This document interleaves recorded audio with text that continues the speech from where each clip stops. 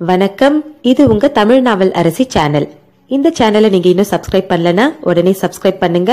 அப்படியே பக்கத்துல இருக்க பெல் பட்டனையும் அழுத்துங்க. எழுத்தாளர் மூவா அவர்களின் சிறுகதை. வாசிப்பது உங்கள் திவ்யா பரத். வாய் திறக்க மாட்டேன். நீங்க எப்படி சாமி இங்க வந்து சேர்ந்தீர்கள் என்று திகைப்போடு கேட்டான் அவன்.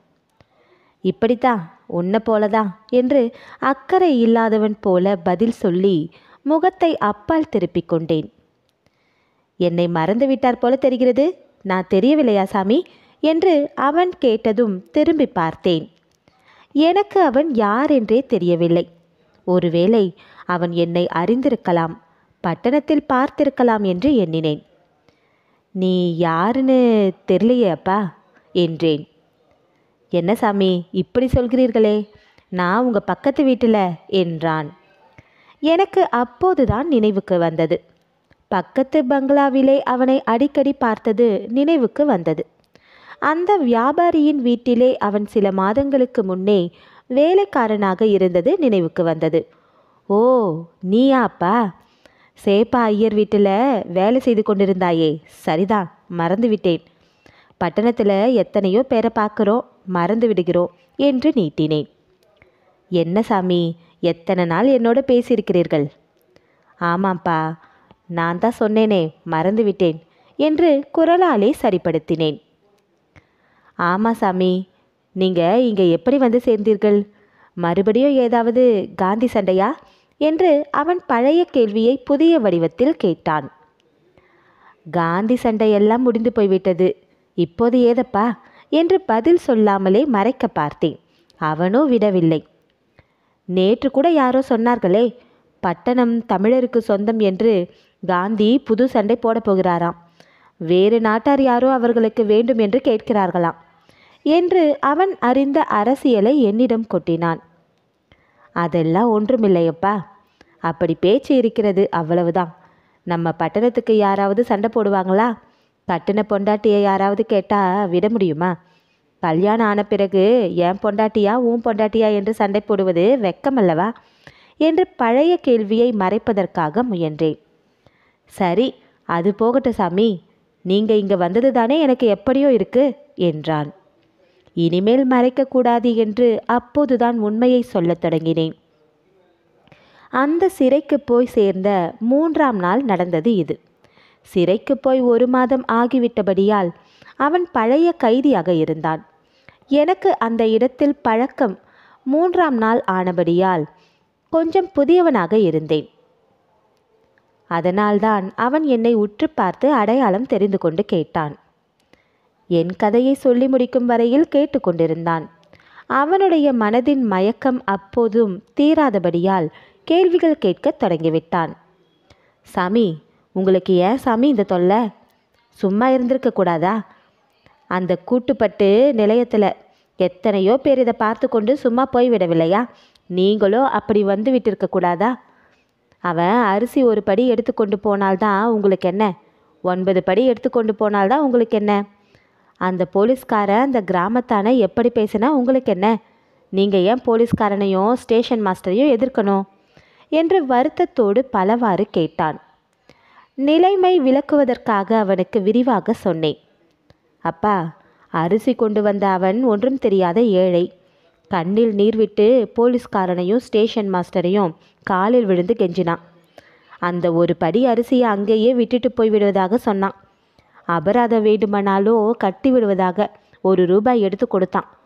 பெயர் எழுதி வழக்கு போட வேண்டாம், குற்றவாளியாக வேண்டாம் என்று எவ்வளவோ கெஞ்சினான். அதற்கு முன்னால் வியாழக்கிழமை வீட்டில் குழந்தைகளும் மனைவியும் பட்டினி இருந்தாங்களாம். பட்டணத்தில் ஒரு ஏழை பட்டினி இருந்தால் பக்கத்து வீட்டாரும் கேட்க மாட்டார்கள் அல்லவா? அதுக்காக பணம் எப்படியோ கடன் வாங்கிக்கிட்டு ரயிலில் போய் தாம்பரத்துக்கு பக்கத்தில் ஏதோ கிராமத்திலிருந்து 2 படி அரிசி எடுத்து வந்தானாம். வழியில் யாரோ ஒருவர் மிரட்டி பார்த்து பாதி எடுத்து கொண்டு அனுப்பினாராம். வெள்ளிக்கிழமை 1 நாளாவது அரை வயிறாவது குழந்தைகள் சாப்பிடட்டும் என்று எடுத்து வந்தானாம். அப்படிப்பட்டவனை மிரட்டலாமா, அழ வைக்கலாமா? அதனால தான் எனக்கு ஆத்திரம் வந்துச்சு. அதே ரயிலில் மூட்டை மூட்டையாக திருட்டு அரிசி போகுது. பணக்கார வீட்டு கல்யாணங்களுக்கு கிச்சலி சம்பாவும் ஊசி சம்பாவும் நல்ல நல்ல அரிசி மூட்டைகள் எவ்வளவோ மோட்டாரில் போகின்றன. அதற்கெல்லாம் அதிகாரிகளே துணையாகவும் காவலாகவும் இருக்கிறாங்க. இந்த ஒரு ஏழைக்கு ஒரு படி அரிசி விட்டுவிடக்கூடாதா என்று ஸ்டேஷன் மாஸ்டரை கேட்டேன். இதற்காக போலீஸ்கார என்னை பிடித்து தள்ளினான். அதனால தான் நான் ஓங்கி ஒரு அறை கொடுத்தேன் என்று சொல்லி முடிப்பதற்குள் அவன் கண்களில் தாரை தாரையாக கண்ணீரை கண்டேன். சிறிது நேரம் அமைதி நிலவிற்று. பக்கத்து அறையில் யாரோ பாடிக்கொண்டிருந்தார்கள். அது பாரதியார் பாட்டுதான். ஆடுவோமே பள்ளு பாடுவோமே என்ற பள்ளு பாட்டுதான். எல்லோரும் சமம் என்பது உறுதியாச்சு என்ற அடியை அழுத்தம் திருத்தமாக அந்த கைதி பாடியது ஏனோ தெரியவில்லை. அதற்கு பதில் சொல்வது போல் இல்லை இல்லை என்று மனச்சான்று சொல்லிக் கொண்டிருந்தது.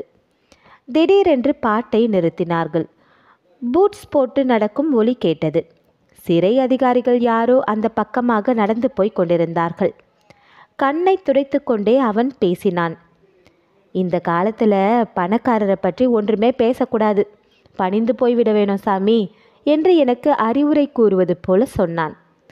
அவன் சொன்னது சரி என்று அடிக்கடி என் மனதிலே தோன்றியதும் உண்டு. ஆனாலும் அப்போதும் அவனிடம் ஒப்புக்கொள்ள மனம் வரவில்லை. அப்படி பண பூசை செய்ய என்னால் முடியாதப்பா. நான் கடவுளை நம்புகிறவன் தெரியுமா என்று வீரமாக ஒரு சொல் சொன்னேன். அவன் பேசாமல் தலை குனிந்து இருந்தான். அவனுடைய கவலையை மாற்றுவதற்காக வேடிக்கையாக பேச்சை மாற்றினேன். உனக்கு எது அப்பா தெய்வம், பணமா கடவுளா என்று கேட்டேன். ரெண்டோந்தா என்று உடனே சொல்லி முடித்தான். அதுதான் முடியாது, நான் சொல்லவில்லை அப்பா. ஒருவன் கடவுளையும் பணத்தையும் ஒரு நிலையில் பூசை செய்ய முடியாது என்று பெரியோர்களே சொல்லியிருக்கிறார்கள் என்றேன். என் தத்துவ பேச்சு அவனுடைய நெஞ்சில் பதியவில்லை. என்னவோ சாமி, பணக்காரருக்கு அடங்கி போவதுதான் நல்லது என்றான். அப்போதுதான் எனக்கு ஒரு எண்ணம் தோன்றியது. அவன் சிறை தண்டனை அடைந்ததில் இதுபோல் ஒரு காரணம் இருக்க வேண்டும் என்று தோன்றியது. அவனை உடனே கேட்டேன். அந்த பதிலும் எதிர்பார்த்தபடியே இருந்தது. அவன் வேலை செய்து வைத்த இடம் பெரிய கள்ள மார்க்கெட் சூழல். தடபுடலாக செலவும் செய்வார்கள். கணக்கு வழக்கற்ற வருவாய்க்கும் வழி தெரிந்து தேடி குவிப்பார்கள். கள்ள மார்க்கெட் என்பது அவர்களுக்கு கை கண்ட மூலிகை போல. என்னுடன் கைதியாயிருந்தவன் படிப்பு இல்லாதவன், ஆகையால் தந்திரம் தெரியாதவன், கள்ள மார்க்கெட்டுக்கு பயன்படாதவன். உண்மையை மறைத்து பேச தெரியாத அவனை நம்பினால் அவர்களுக்கு இடர்தானே. அவர்களுடைய செல்வமும் செல்வாக்கும் என்ன வேண்டுமானாலும் செய்யும். அவர்களுடைய பெண்ணுக்கு திருமணம் செய்தபோது 40,000 ரூபாய் செலவு செய்தார்கள். நகை மட்டும் 20,000. அன்றைக்கு ஒரு நாள் ஒரு வேளையில் குறைந்தது 5,000 பேர் கல்யாண பந்தலில் சாப்பிட்டார்கள். நாங்களே பார்த்து வியந்தோம். 8 அவுன்ஸ் அரிசிக்கு ஏங்கி கிடக்கும் காலத்தில் 5,000 பேருக்கு சோறு போட முடிந்ததே. ஆனால் பாவம் அந்த ஏழை எப்படியோ பலியாகிவிட்டான். திருமண சாப்பாட்டு அரிசி திருட்டு வழியில் வந்தது அல்லவா? அந்த வழக்கிலே தாங்கள் அகப்படாமல் அவனை தள்ளிவிட்டார்களோ என்னவோ தெரியவில்லை. பங்கீட்டு அதிகாரியும் போலீசாரும் திருமணம் முடிந்த 8ஆம் நாள் வந்தார்களாம். அப்போது அந்த ஏழையின் பெயரை சொன்னார்களாம். அவனுக்கு சம்மன் வந்ததாம். டேய், யார் என்ன கேட்டாலும் நீதிமன்றத்தில் வாயை மூடிக்கொண்டு இரு.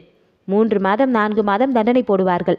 பேசாமல் இருந்து விட்டு வா, நாங்கள் பார்த்துக்கொள்வோம். உன் குடும்பத்தையும் காப்பாற்றுவோம். நீ வந்த பிறகு உனக்கு இருக்கும் கடனை தீர்த்து அந்த நிலத்தை உனக்கே திருப்பி கொடுத்துருவோம் என்று முதலாளி சொன்னாராம். வாயை திறந்து தப்பும் தவறுமாக எங்களை பற்றி ஏதாவது உளறி கொட்டின, உனக்கு தான் தொல்லை. ஆயுள் தண்டனை கிடைத்தாலும் கிடைச்சிடும் என்று மிரட்டினாராம். இந்த உண்மையை அவன் வாயிலிருந்து வாங்குவதற்கு எவ்வளவோ பாடுபட்டேன். சாமி, யாருக்கும் சொல்ல வேணாம், மறந்துடுங்க என்று என்னை பார்த்து கண் கலங்கி கேட்டான். ஐயோ, அவனுக்கு இன்னும் பண பூசையில் நம்பிக்கை இருந்தது. அப்பா, நான் யாருக்கும் சொல்லவே மாட்டேன். ஆனால் ஒன்று சொல்கிறேன். இப்படி பயந்து பண பூசை செய்தும் பயனில்லையே. ஒரு குற்றமும் செய்யாத உனக்கு 15 மாத தண்டனை ஆகியிருக்கிறதே என்றேன். நான் என்ன செய்வேன் சாமி, தலைவிதியே யாரை விட்டுச்சு என்றான். அப்பா, எப்படியோ சிறைக்கு வந்து விட்டாய். இங்கேயாவது எண்ணிப்பார். ஒன்றே ஒன்று சொல்லுகிறேன். பணமும் உனக்கு ஒரு தெய்வமாக இருக்கிறது. ஏன், உலகத்திற்கே தெய்வமாக இருக்கிறது. ஆனால் இந்த பண தெய்வத்தை சிலர் நம்புகிறார்கள், சிலர் பூஜை செய்கிறார்கள், சிலர் கைக்குள் வைத்து கொண்டிருக்கிறார்கள். அந்த பண தெய்வம் யாரை காப்பாற்றுகிறது தெரியுமா? நம்புகிறவர்களை அல்ல, பூசை செய்கிறவர்களை அல்ல, கைக்குள் அடக்கி வைத்திருக்கிறவர்களை மட்டுமே காப்பாற்றுகிறது என்றேன். உண்மைதா சாமி என்றான் அந்த கைதி. தேசத்திற்காக சில முறை சிறை சென்று பல கைதிகளுடன் நான் பழகி இருக்கிறேன் அல்லவா? அதனால் உண்மைதான் சாமி என்று அவன் சொன்ன பதிலால் மனம் திருந்துவிட்டதாக நான் நம்பவில்லை. அன்று இரவு நல்ல தூக்கத்தில் இருந்து கொசுக்கடி பொறுக்க முடியாமல் விழித்து கொண்டேன். என் புதிய தோழன் குரட்டை விட்டு கொண்டிருந்தான். ஒரு முறை வாய் பிதற்றினான். சாமி, எனக்கு நிலம் கூட வேண்டாம் சாமி, நீங்களே எடுத்துக்கொள்ளுங்கள். என் பசங்க வயிற்றை பார்த்துக்கங்க. 8 அவுன்ஸு என்று சொல்கிறார்கள். நீங்கள் சொன்னபடி கேட்பேன் சாமி, வாயை திறக்க மாட்டேன் என்ற சொற்களை அரைகுறையாக பிதற்றிக்கொண்டே மறுபடியும் குரட்டை விட்டான். பண தெய்வமே, உனக்கு கண்ணிலையா என்று சொல்லிக்கொண்டே நான் கொட்டாவி விட்டேன். சிறுகதை முடிவுற்றது. நன்றி. இந்த ஆடியோ உங்களுக்கு பிடிச்சிருந்தா லைக் பண்ணுங்கள், ஷேர் பண்ணுங்கள், உங்களுடைய கருத்துக்களை கமெண்ட் பண்ணுங்கள். தமிழ் நாவல் அரசு சேனலை மறக்காமல் சப்ஸ்கிரைப் பண்ணுங்கள். நன்றி, வணக்கம்.